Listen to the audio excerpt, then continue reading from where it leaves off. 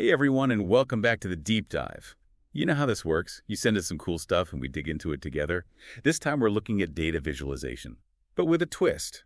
We're going to be looking at the work of Gulrez Khan.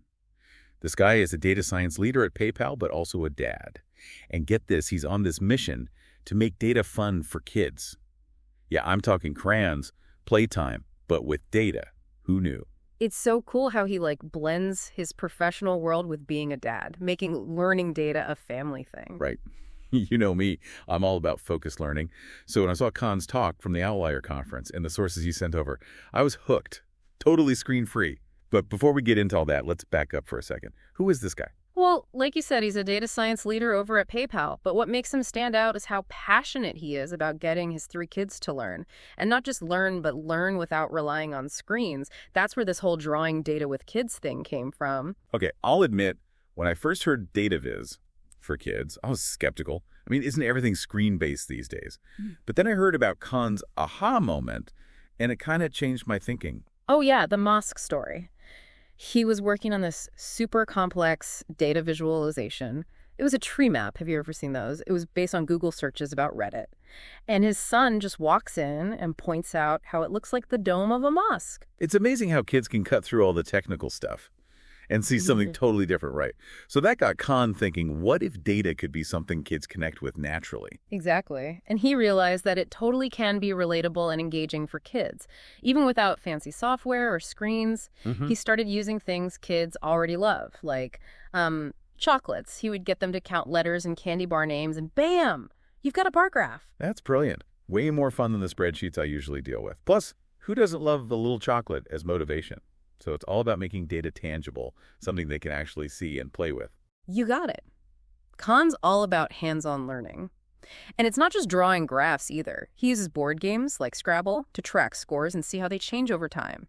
He even turned the Wheels on the Bus song into a bar graph, showing how even everyday things can become data. Okay, I'm starting to see how this could work, but I'm still a little stuck on the screen-free thing. How realistic is that in today's world?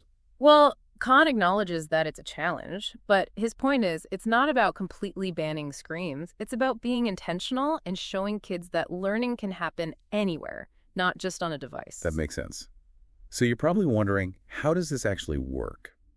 Let's dive into some of Khan's toolkit. For those of you new to data viz, it's basically a way to show information visually, using things like charts and maps to tell a story with data. Khan takes these complex ideas and makes them super kid-friendly. Like that heat map he created with his kids. They used crayons to color in a map of the U.S., with different shades representing the number of letters in each state's name. So simple, but it gets the concept across. Right. It's about sparking that aha moment, not about being super precise. So let's get specific. What are some other examples he uses? Well, there's this cool activity with shapes and letters. He gets the kids to compare shapes, like a square versus a parallelogram, and then create a scatter plot based on the number of sides and letters in each shape. Whoa, okay. My brain needs a chocolate break.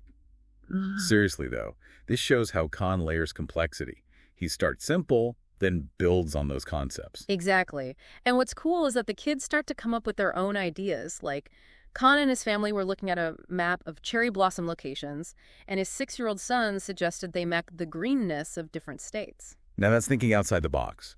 It proves this approach really gets them engaged. But honestly, some of these activities sound pretty advanced. I mean, scatter plots for 6-year-olds. It's not about them becoming mini statisticians overnight.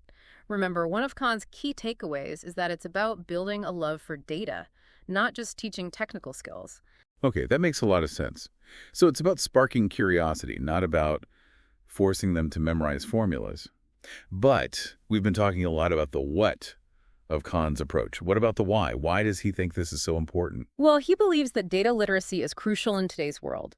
We're bombarded with information constantly, and kids need the skills to critically analyze and understand that information. So it's about giving them the tools to navigate this data-driven world we live in, right? Exactly. And he also believes that early exposure to data can open up a world of possibilities. I'm starting to see the bigger picture here. It's about more than just drawing graphs. It's about nurturing critical thinking, problem-solving skills, and a lifelong love of learning. This is already blowing my mind. But hold on, we've got even more to unpack. Khan's story actually makes a bigger point, even WE as adults. Well, let's save that for part 2. Stay tuned because things are about to get really interesting. Welcome back to the deep dive. Before the break, we were looking at some really cool examples. From Gulrez Khan's approach to data visualization with kids, did you know he actually has a book coming out about all this? It's called Drawing Data with Kids. Yeah, I saw that in the sources you sent over. I'm curious, what's his book all about? Is it like a textbook or more of a guide for parents? It's definitely not a textbook. Khan describes it as more of a spark, something to get parents and kids thinking about data differently. He shares stories and examples and activities, but it's not a rigid curriculum. So it's like a launch pad for creativity, not a step-by-step manual. I like that. Gives you the freedom to adapt things to your own kids' interests. Exactly. Remember how Khan's daughter started coming up with her own data visualization ideas? That's the kind of thinking he's trying to encourage. He wants kids to see data as something they can play with and explore, not just something they have to study. Makes sense. Instead of memorizing facts, they're actually making connections and asking their own questions. That's powerful stuff. It really is. Khan's not just teaching data visualization, he's cultivating a love for data, taking away the intimidation factor and making it approachable, even playful. Totally. It's like instead of seeing data as this big, scary thing, they're learning to see it as a tool for understanding the world around them, like a way to tell stories or even express themselves creatively. You're getting it. Okay. And this shift in perspective can have a huge impact. Imagine a generation of kids who are comfortable with data, who can analyze information critically and communicate their ideas effectively. Wow, that would be amazing. Okay, but let's be real for a sec. We've been talking a lot about the benefits for kids, but what about us grown-ups? Does Khan's approach have anything to teach us? Absolutely. Remember how Khan finds inspiration from data journalists? They're masters at taking complex data and making it understandable and engaging for a wider audience. We can learn a lot from their creativity and storytelling techniques. That's so true. We get stuck in our own bubbles sometimes, forgetting that simplicity and clear communication are key, whether we're talking to colleagues, clients, or even our families. Making data relatable and meaningful is crucial. Right. Khan challenges us to step back from the complex tools and methods we often rely on and rediscover the joy of exploring data, to see the world with fresh eyes, notice patterns, and ask questions. It's like tapping into that inner child, that sense of wonder and curiosity we often lose as adults. I love that. And that's what makes data visualization so fascinating. It's this beautiful blend of art and science, of creativity and analysis. It's about finding meaning in numbers and sharing that meaning with others in a way that's both informative and engaging. I'm starting to see all these possibilities. Khan's basically giving us permission to break free from conventional thinking about data and learning. He is, showing us that data viz can be more than just charts and graphs. It can be a tool for personal expression, for storytelling, and for connecting with others. It's about finding that sweet spot where data meets human experience, where numbers transform into stories, and where complex information becomes accessible and inspiring. It's about sparking curiosity, fostering creativity, and making data a part of our everyday lives. And that brings us to another key takeaway from Khan's work: the importance of finding inspiration in everyday life. He wants us to look beyond our usual sources of inspiration and seek it out in unexpected places, right? Exactly. Whether it's a children's book, a nature walk, or even just a conversation with a friend, there's data all around us just waiting to be discovered and visualized. It's like he's challenging us to become data detectives, searching for clues and uncovering stories hidden within the fabric of our lives. Love that analogy. And that's what makes this deep dive so exciting. We're not just learning about data visualization, we're exploring a new way of seeing and understanding the world. We're breaking down barriers between disciplines, between generations, and between data and human experience. We're rediscovering the power of play, of curiosity, and of lifelong learning. And as Khan reminds us, it's a journey that's best shared. So let's continue this exploration together. Yes. There's still so much to unpack. In the final part of our deep dive, we'll explore Khan's insights into the future of data visualization and leave you with some thought-provoking questions to ponder. Welcome back to the deep dive. We've been talking about how Gulrez Khan makes data visualization fun and accessible for kids. I don't know about you, but my mind is buzzing with ideas. Me too. It's amazing how Khan's approach can just shift our whole perspective on data and learning. But before we wrap up, we wanted to leave you with some food for thought. Right, like what happens after the crayons are put away?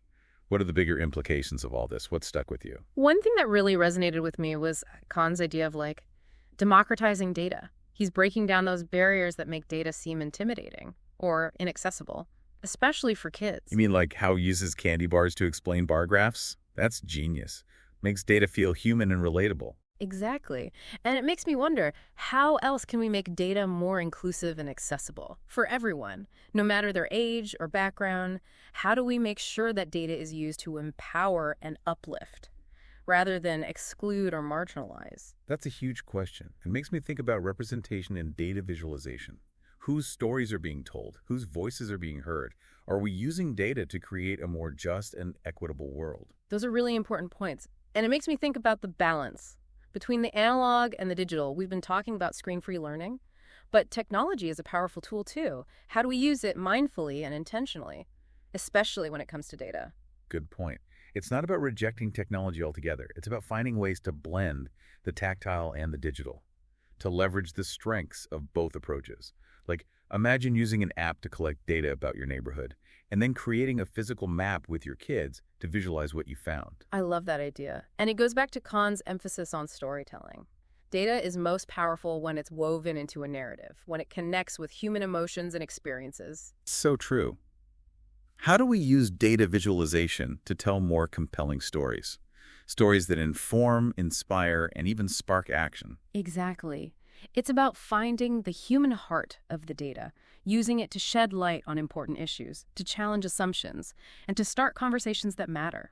Wow, this is making me rethink my whole approach to data. Yeah. So as we wrap up, I want to circle back to something we talked about earlier. What seemingly mundane things in our lives could be transformed into fascinating data visualizations. Right. It's a challenge to see the world with fresh eyes, to notice the patterns in our daily routines, to find the data hiding in plain sight. It could be anything, really. The books we read, the meals we cook, the routes we walk, the conversations we have. The data is all around us, just waiting to be explored and visualized. Maybe we could even track how many times we say exactly in a deep dive episode.